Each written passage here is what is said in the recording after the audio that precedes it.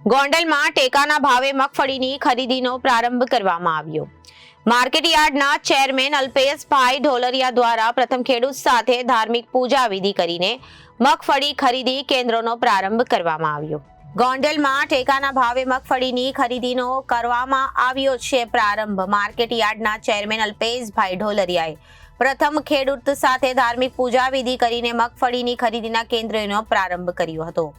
જામવાડી સહકારી મંડળી દ્વારા જામવાડી ગામ પાસે મગફળીની ખરીદી કેન્દ્રનો પ્રારંભ કરવામાં આવ્યો હતો। ₹1356 ટેકાના ભાવે મગફળી ખરીદીનો પ્રારંભ કરવામાં આવ્યો હતો। મગફળીના પોષણક્ષમ ભાવો ન મળતા ટેકાના ભાવે મગફળી ખરીદીનો પ્રારંભ કરવામાં આવતા ખેડૂતોમાં આનંદની લાગણી છવાઈ છે। રાજ્યના મુખ્યમંત્રી ભૂપેન્દ્રભાઈ પટેલ દ્વારા ગઈકાલે હિંમતનગરની ટેકાના ભાવે મગફળીની ખરીદીનો પ્રારંભ કરવામાં આવ્યો હતો। મારું નામ ધર્મેશભાઈ જગદીશભાઈ પદમાણી, ગામ મોટી ખિલોરી।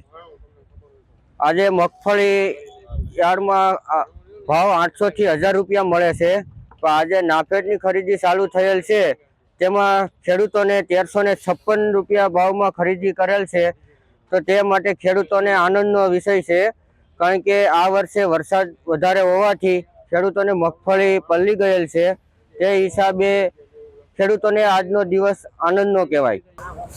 આજરોજ ગુજરાત સરકાર દ્વારા ખેડૂતો માટે જે જોરદાર નિર્ણય લેવામાં આવ્યો હતો કે ખેડૂતોની મગફળીના ભાવ ખેડૂતોને મળી રહે, એના માટે ટેકાના ભાવથી મગફળીની ખરીદાય, એનું કાલે ગુજરાત રાજ્યના મુખ્યમંત્રીએ ઓપનિંગ કર્યું હતું।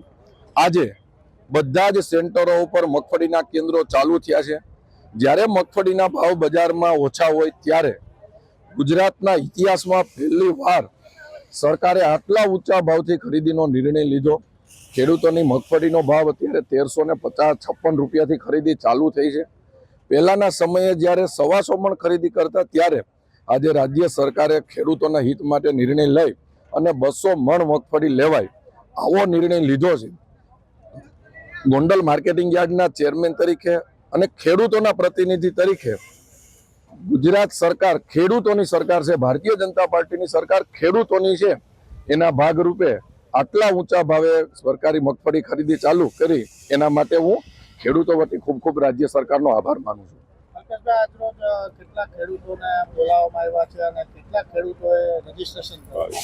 આમ તો ગુજરાત સરકારે કાલથી, માન્ય ગુજરાત સરકારના આપણા મુખ્યમંત્રીશ્રીએ કાલથી ચાલુ કર્યું છે।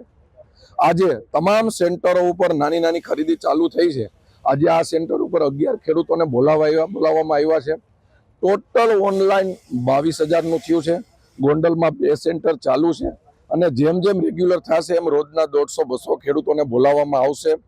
પણ જે રીતે રાજ્ય સરકારે નિર્ણય લીધો છે જોતા ગુજરાતના એક પણ ખેડૂત ખરીદીમાં બાકી નહીં રહે એટલો અમને ભરોસો છે। અને જે રીતે વ્યવસ્થા ગોઠવણી છે, સરકારી ખરીદીમાં ટોટલ ખેડૂતોનો વારો આવી જશે એવું આયોજન કરવામાં આવ્યું છે। Bureau report, Janadesh news, Gondal.